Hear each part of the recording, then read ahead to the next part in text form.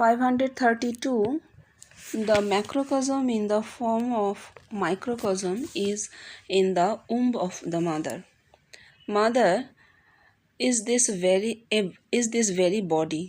Yes, I or ego is the son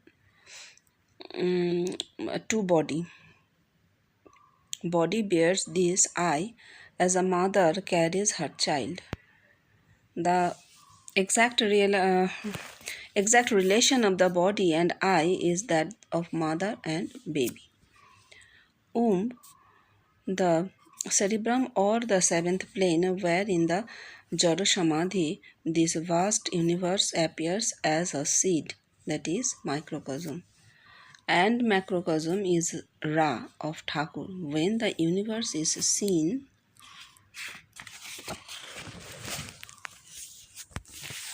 within this Atma, it is Vishwarup. এই কথামৃতের এই কথা যেটা গসপেলে মাস্টারমশাই লিখেছেন সেটাও তো আমরা কোথাও পাইনি।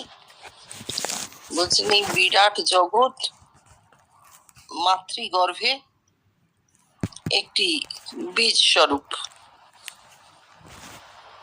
মা হচ্ছে এই দেহ, আর আমি এই যে ইগো, এই হচ্ছে আমি হচ্ছে এই দেহের সন্তান, দেহের পুত্র। বডি বিয়ার্স দিস আই, দেহই তো এই আমিকে বহন করছে, তাই না? দেহহীন আমি তো হয় না, দেহ আমিকে বহন করে। দেহ না থাকলে আমি নেই। ঠিক যেমন মা তার সন্তানকে বহন করেন, মায়ের গর্ভের সন্তানকে মা বহন করেন, ঠিক সেই রকম এই দেহ আমিকে বহন করে। আমি আর দেহের সরাসরি সম্পর্কটি হচ্ছে মা এবং সন্তানের। বা গর্ভ হচ্ছে সহস্রার, পেটে নয়, সহস্রার সপ্তম ভূমি, যেখানে জড় সমাধি হয়। সেই জড় সমাধিতে এই বিশাল ব্রহ্মাণ্ড একটি বীজ মাত্র হয়ে যায়, বীজে পরিবর্তিত হয়ে যায়, যাকে মাইক্রোকজম বলা হচ্ছে। এই বীজ হচ্ছে রা, ঠাকুরের রা। রা মানে জগৎ। ঠাকুর যাকে রা বলছেন সে এই বীজ না, এই বীজ থেকে রা ম্যাক্রোকজম, এই জগৎ, রা জগৎকে ঠাকুর রা বলছেন। যখন এই বিশাল ব্রহ্মাণ্ড আত্মার মধ্যে দেখতে পাওয়া যায় তাকে বলা হয় বিশ্বরূপ। ওই রাকে আত্মার মধ্যে দেখতে পাওয়া যায়। আগে ম পড়ে রা, ম আত্মা সাক্ষাৎকার, তারপর সেই আত্মার মধ্যে এই বিশাল ব্রহ্মাণ্ড দেখতে পাওয়া গেল।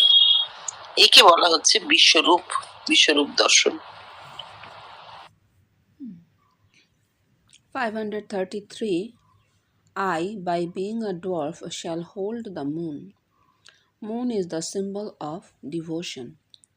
In the Chetan Samadhi, an aspirant sees the moon in the cerebrum. I, or egoism, has become a dwarf. That is, I-ness has listened.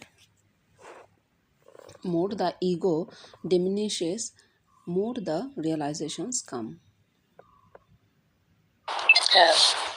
ঠাকুর বলছেন আমি ছোট হয়ে যায়, খুব ছোট হয়ে যায়। I by being a dwarf shall hold the moon. চাঁদ ধরে। বামুন চাঁদে হাত পায় না, আমরা জানি। ঠাকুর বলছেন বামুন হয়ে চাঁদ ধরে, চাঁদে হাত পায়। আমি এত ছোট হয়ে যায়, হয়ে চাঁদে হাত পায়, চাঁদ ধরে। এসব কথা কিন্তু আমরা কথামৃতে পাইনি। এখানে জীবনকৃষ্ণ বলছেন চাঁদ হচ্ছে ভক্তির প্রতীক। চেতন সমাধিতে দ্রষ্টা সহস্রারে চাঁদ দেখতে পান, চাঁদের উদয়। এইখানে আই, অহং একদম ছোট হয়ে যায়, বামুনের মতন। এই যে অহং কমে যায়, অহংকারটা কমে যায়, অহং বোধ কমে যায়, গিয়ে একদম বামুনের মতো ছোট হয়ে যায়, তখন সে চাঁদ ধরে। যত অহং কমবে, ইগো যত কমবে, তত অনুভূতি আসবে।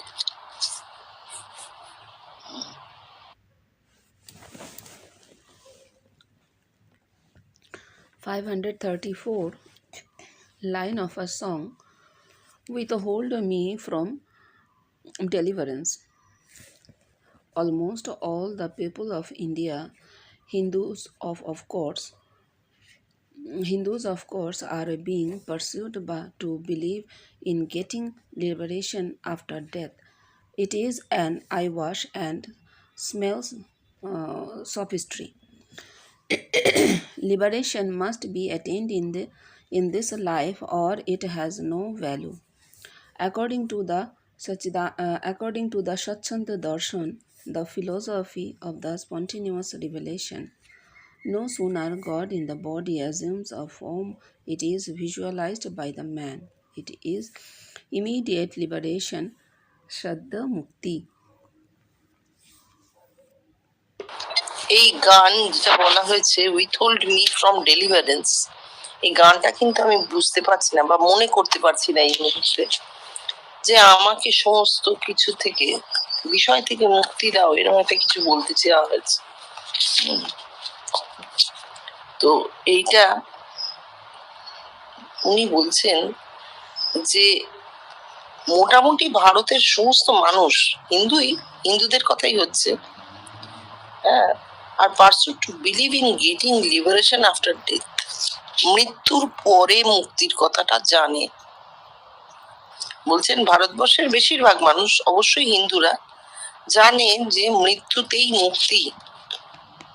এখানে বলবো শুধু ভারতবর্ষের হিন্দু জনসংখ্যা নয়, মুসলমানরাও জানে মৃত্যুর পরে মুক্তি। ভালো কাজ করলে, নেক কাম করলে কি হবে, মৃত্যুর পরে তুমি বেহেস্তে যাবে, তোমাকে নিয়ে যাবে দেবদূত এসে, ওরাও জানে। তাই এইটা একটা কি বলবো, বলছেন it is an I wash and smell sophistry, একটা লোককে ভুল ঠকানো, লোক ঠকানো কথা, একদম লোক ঠকানো কথা। মৃত্যুর দুয়ার থেকে কেউ ফেরেনি, কেউ ফিরে এসে বলেনি সেই আখেরে দিনে না তারও কেমনে জানা যাবে গো শঙ্করী। তো আখেরে যদি শঙ্করী দিনকে তারণ করেও, বলবার জন্য দিন তো ফিরছে না, জানা যাচ্ছে কি করে? সুতরাং ওইসব একেবারেই কল্পনা। আর তার জন্যই কিন্তু সবাই মিলে খুব সাধনার চেষ্টা করে যায়।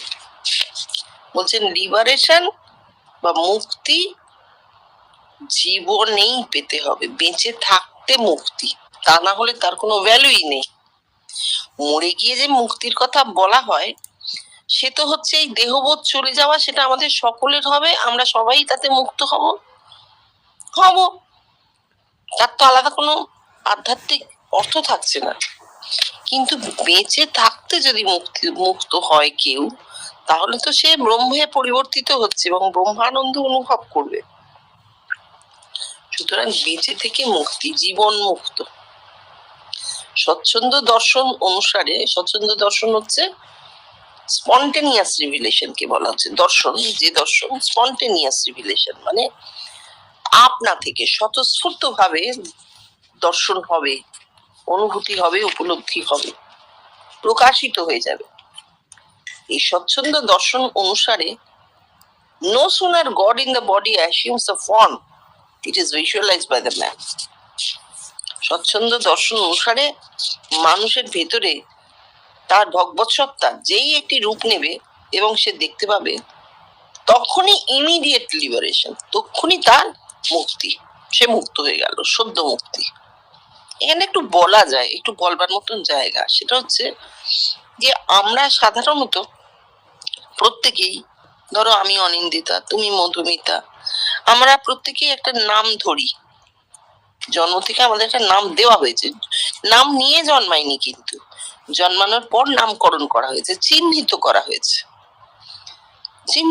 হয়েছে যাতে মানুষ বোঝে যে কে আমি। এটা জাগতিক প্রয়োজন এবং আমরা এই নামটাকে বহন করছি। আর কি বহন করছি? এই দেহটাকে, দেহের একটা রূপ আছে, নাম আর রূপ আমরা বহন করে চলেছি। সেই আমি বা সেই তুমি যখন ভেতরে দর্শন হচ্ছে, কোনো মানুষকে দেখছি এবং জানতে পারছি যে আমার পরম সত্তা বা ভগবত সত্তা এই রূপটা ধরেছে, তখন কি হচ্ছে, আমার যে বাইরের নাম আর রূপ সেইটার আর কোনো অর্থ থাকছে না, সেটা অনর্থক হয়ে যাচ্ছে।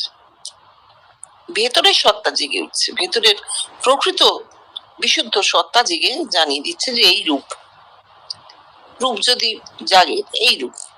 এটা দেখার সঙ্গে সঙ্গে কি হচ্ছে, আমার দেহ সত্তাটি কেটে যাচ্ছে, আমি এই জীবনেই মুক্ত হয়ে যাচ্ছি। তো যারাই অনুভূতিতে এইভাবে দেখেছেন তারা প্রত্যেকেই সদ্য মুক্তি অবস্থাটি পেয়েছেন।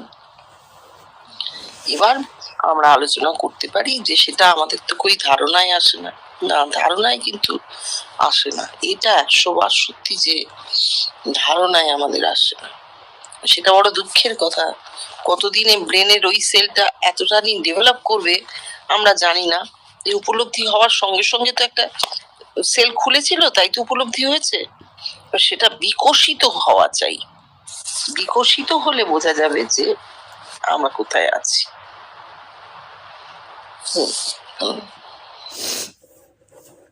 535. Yet, on with your march, a woodcutter had been to a forest to have wood. He met a brahmachari. The latter told him to go forward. The injunction was obeyed. Entering further on in the forest, he discovered a group of sandalwood trees. After a few days, a reflection came upon him. He said to himself, "Well, the holy man asked me to march forward." He advanced and found a silver mine. Further on, he found a gold mine. Going on, and he found mines of precious stones and diamonds. March is to be taken up in the process of yoga in the body. Kundalini of life power marches on to the seventh plane. Woodcutter, an aspirant, sadhak, forest, human body. Deharano, to have wood, more realizations by penetrating the body. Brahmachari, God the preceptor. The woodcutter found his God the preceptor within his own body. Sandalwood tree, subtle body. Silver mine, causal body. Gold mine, the cerebrum of the seventh plane. It is called Hiranmayakosh, the golden plane in the Upanishad. Precious stone, other innumerable realizations such as Vishwarup, a seed, Chaitanya, Tattva Gyan, etc. Diamond, Godhead.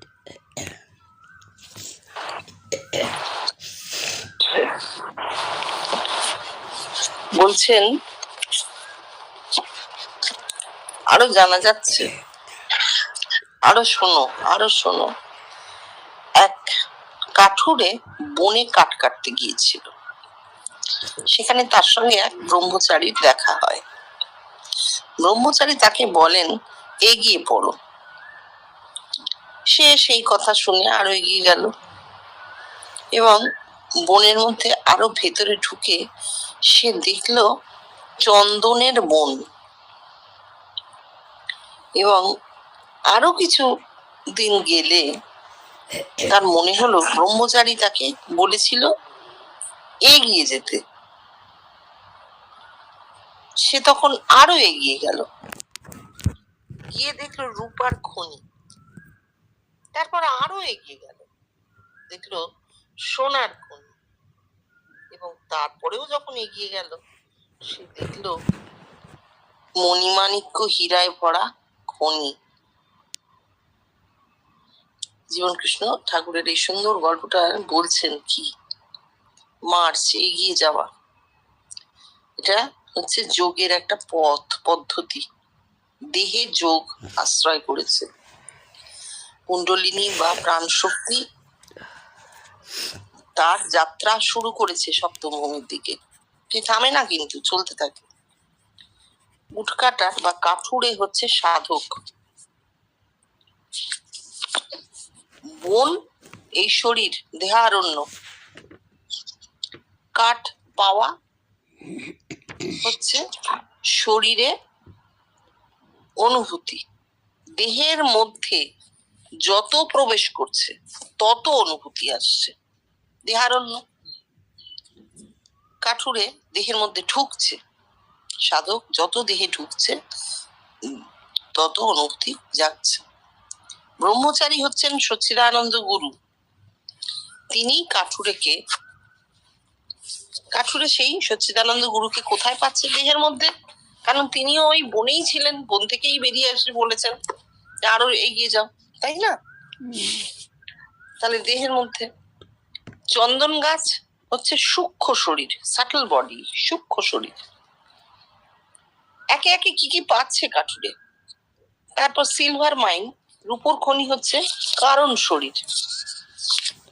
R gold mine, স্বর্ণ খনি, সোনার খনি হচ্ছে সপ্তম ভূমি, হিরণময় কোষ, Upanishad.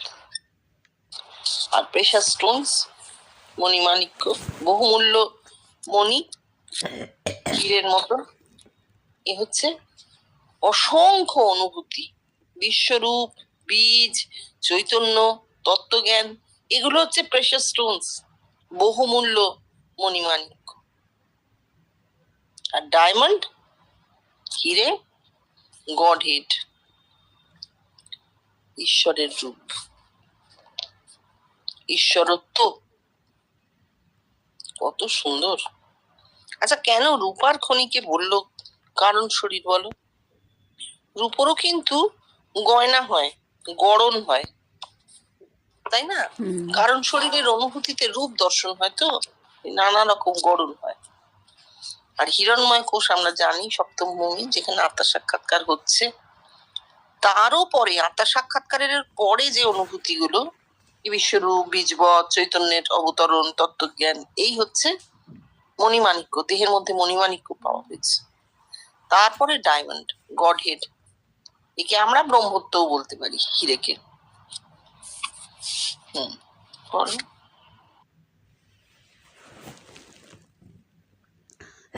536. In the coffers of Varun there are countless gems, but the king Varun is not aware of them. Coffer, human body. Varun in the Indian mythology is described as king of water. Water is seen in the Pranamaya Kosh. There, the water represents the collected life power. Again, it is seen in the seventh plane, and here it represents Varun, Brahma. Strange that these things are seen. It is so charming and wonderful. Ultimately, it transfers that Varun is nobody else but every man.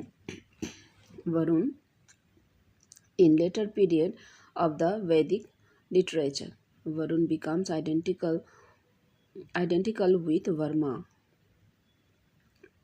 বারবার ব্রহ্মটাকে ভার্মা পড়ছি কি জানি। With Brahma. It was so announced by the rishi that man was Brahma. So Varun, Brahma and man become identical. The plain meaning is that a man is not aware of the latent capacity of his life power, or in short, a man does not know that he is Brahma. He is one with the whole human race in the spiritual world, and its proof is discussed in the preface of this book, and it bespeaks of unity in diversity.